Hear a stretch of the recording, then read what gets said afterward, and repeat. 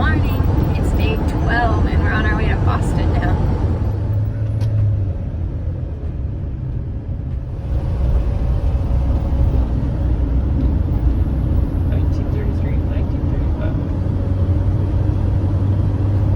This is the canal.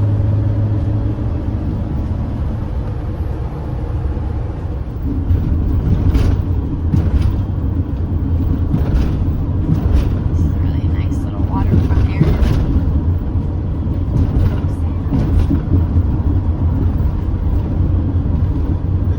Not so nice waterfront area. We're at Plymouth now. And this is the Plymouth Rock. It's like, when I hear it all the time, I'm like, Mayflower 2, and it's a replica of the original Mayflower that the Pilgrims arrived on. And I think this is built in the, what, 1980s or something? I don't know. Yep, they got a lot of the rigging and stuff was redone. A lot of the woodwork was redone there. So it's kind of interesting to see it here. Okay, so on this electrical box, there's a picture of the Mayflower going into the New York City, and it says 1957, so this ship's a lot older than the 80s. I don't know where I got that number.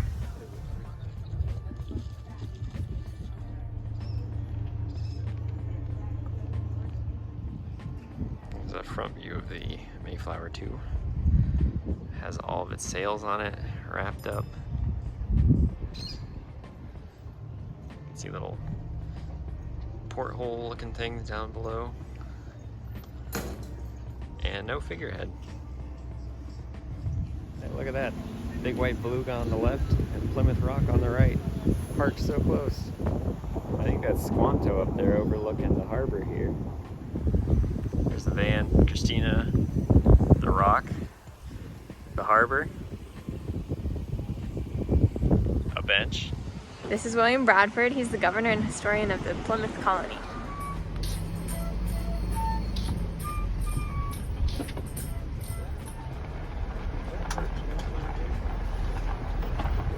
We've gotten ourselves into some crazy stop and go out east traffic.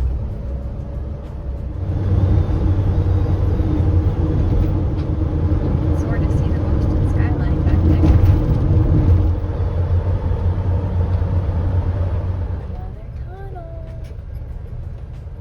Going nuts. Oh, it thinks you're going fast. It's confusion.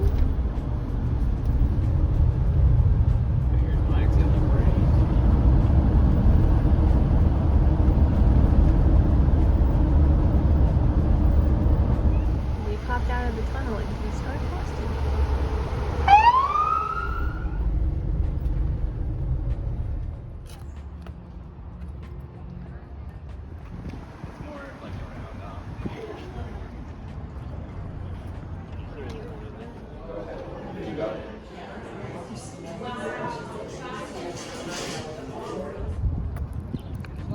This is the visitor center for the USS Constitution. We learned how the giant chains are linked together. Also, golly, Word. it's missing its yards. There's one sail on it. We're on board the USS Constitution, otherwise known as Old Ironsides. It's the oldest commissioned warship still afloat in the world. I think it's 1797?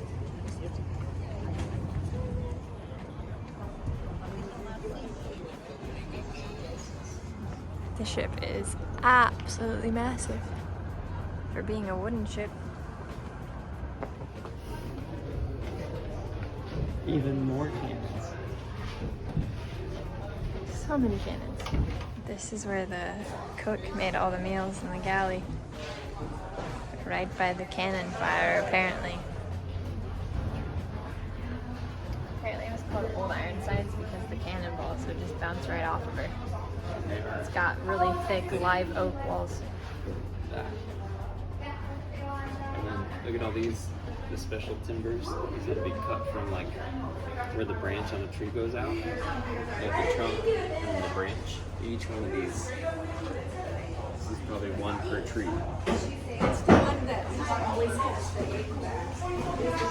Also, if you were wondering what a scuttlebutt is, it's for storing fresh water for daily use. They have bilge pumps here to get the water out of the lower hole. I believe this would have been the captain's quarters. It even has a cannon. This is the steering room. This area is where the ship's officers would dine and have their own little tiny cabins. This deck has a lot lower ceilings. Aaron can't stand up to walk. This area is where their hammocks would have hung for them to sleep. And according to the sign, they would only sleep for 4 hours at a time and then switch which crew is on deck.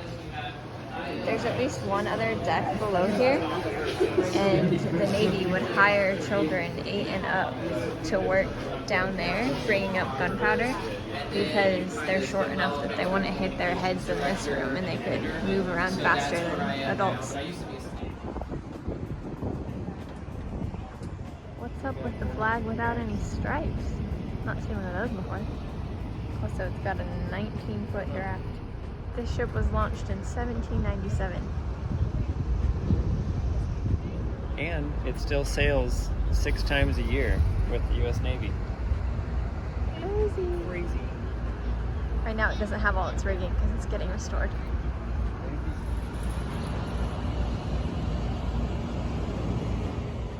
Here are the pieces of the mast that are missing.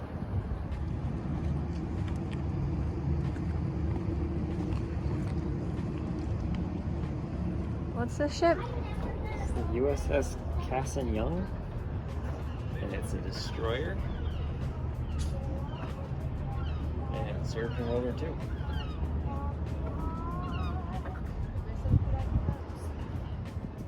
The train tracks are a little bit busted. Almost looks like a base for skiing. It's got the leg machine. What's in there? Typewriters. Typewriters? Firefighting equipment. Ooh, operating room.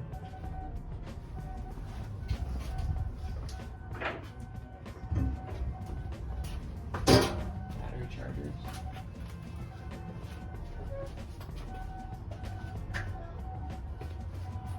I have that typewriter.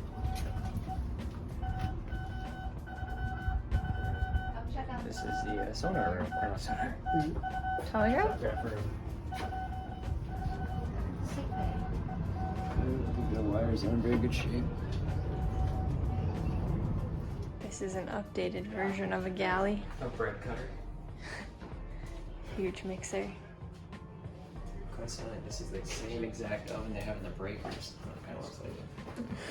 And your KitchenAid mixer. Refrigerator? I don't know actually what this is. Washroom maybe? I don't know what that would be in here though. Charting, radar room, I don't know. This is the captain's quarters right here. It's got a shower, that's nice. This is the wardrobe. It's the equivalent to the room that had all like the little closets around it on the other ship. Just for the officers to eat, hang out.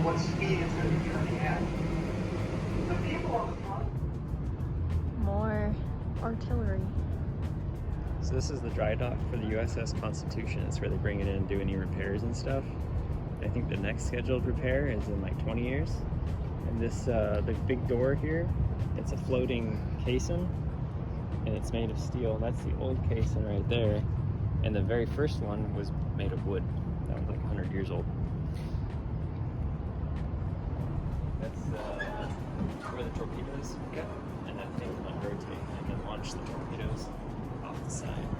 This crane doesn't look particularly operational, but it can get around on wide train tracks. If you're wondering what those are for. That monument right there, the Bunker Hill Monument, and Bunker Hill is where they had a battle. You know, the don't shoot till you see the whites of their eyes. That was there. So there's this app called the Freedom Trail app that you can buy that is an audio tour of different things around the city, the historical things. And they have this red brick line for you to follow so you can make it to the next stop. That's quite nifty.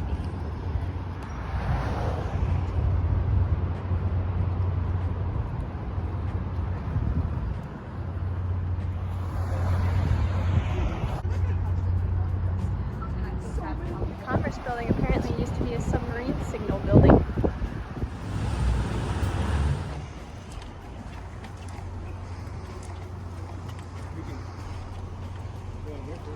We're at a new spot. Robert Newman is the guy that hung the lanterns for the One If by Land, Two If by Sea in the church, and he's buried here. And then this guy's gravestone was used for target practice. He has to be buried 10 feet deep in a stone grave so that the British wouldn't Exhume him. consume him. And then the British used this stone for target practice, shot the skull right in the eye. It's the Old North Church.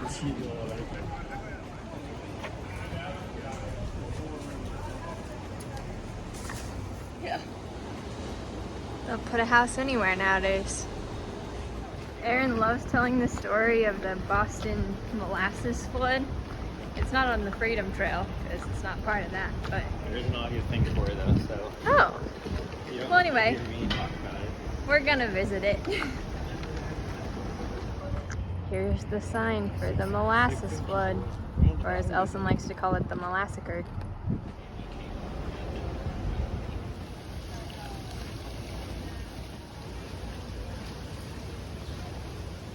This is the Paul Revere statue. The street that this square opens up to is a very Italian neighborhood.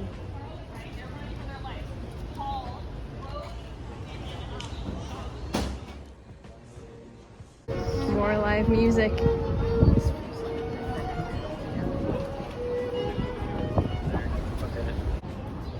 Paul Revere's house was built in 1680. It was already old when he bought it.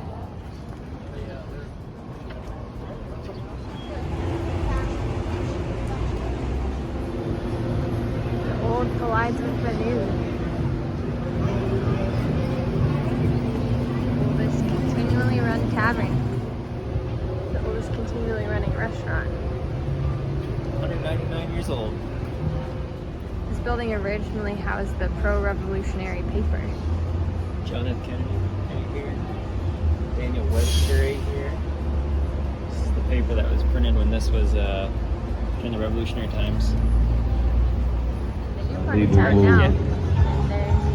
There's just any other live music happening here. This is Faneuil Hall. And then this was later built Quincy Market. It's like the first grocery store in the States. It's still a market today. This is in Quincy Market.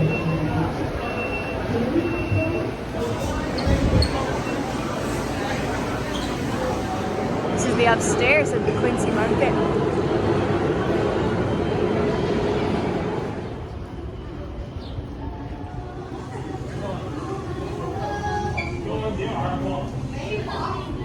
So this is the Boston City Hall. The pasta dinner before the Boston Marathon that I ran happened here. We were just like sitting around in random corridors and on the steps and stuff eating pasta. Aaron said the unicorn on the side of this building is a symbol of the Boston Marathon. This is the site of the Boston Massacre. The old State House has a subway in the basement. How interesting. This is the Old South Meeting House and the start of the Boston Tea Party. This is the old City Hall that apparently has a steakhouse in it now. We meet with Ben Franklin again. Apparently he was born in Boston. We're still following our red line. This is the site of the oldest public school in the United States. 1635. King's Chapel Cemetery. A lot of important people are buried here. Sam Adams is buried here. Paul Revere is also buried in this graveyard. Don't know where, but somewhere. John Hancock? See that big old memorial back there? Is that one? Yes. Any That's others? John Hancock. James Otis up there. Franklin Memorial. That's this one, but it's not Ben Franklin. There's no. Actually, Paul Revere might be way back there in the back loop behind Franklin Memorial. Alright, this is the Boston Common, and this is where people used to come and use it as like common ground to take their sheep and stuff out Don't go. to eat grass. And now it's a park. And that ends our tour on the red line. We might go on this red line though, so we don't have to walk back to the van. There's quite a few people out here. And says this is what it's like in Argentina in a public park. Not really used to it. There's a parking garage under here. You would never know. Except for these buildings. Another vibey walk. A little pond area over there. Another part over here. So that was the public garden established in 1837. At the entrance, there's a statue of Washington. Another interesting and historic area. Over that direction is the end of the Boston Marathon, and I walked over here and I was really cramping up and stuff. I was supposed to meet the guys here, but this was roped off. So I walked down that way looking for something to relieve my legs cramping, and they told me to go in the basement of that big glass building there, which happens to be the John Hancock building, and I got like a half-hour massage for free. But I also got separated from the other guys I ran with. It's quite the thing. Y'all made it back though. Yeah. That's a story for another After like time. 4 hours walking around. This is the Boston Library and another fancy church. This is where Aaron finished the Boston Marathon. 6 years ago. We're gonna take another subway ride. Kind of to our van because it's gonna storm. We're descending into the station. These subways look a lot different than the ones we took in New York City. Here's ours. So we got on the subway going the wrong direction, so we had to cross over and then we'll get back on the right direction. Embarrassing! Whoopsies! Okay, this is it. Yes. Success. It should be the right subway.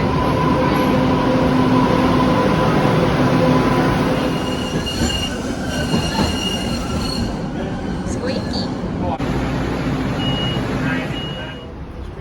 Twas a success. Verizon building. Boston's historic North End. We walked through here earlier. We're crossing back across.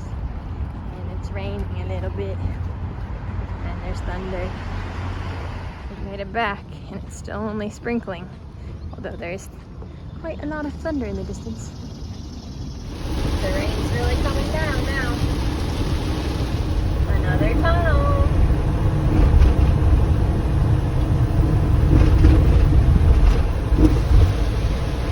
Where did you all come from? Oh gosh.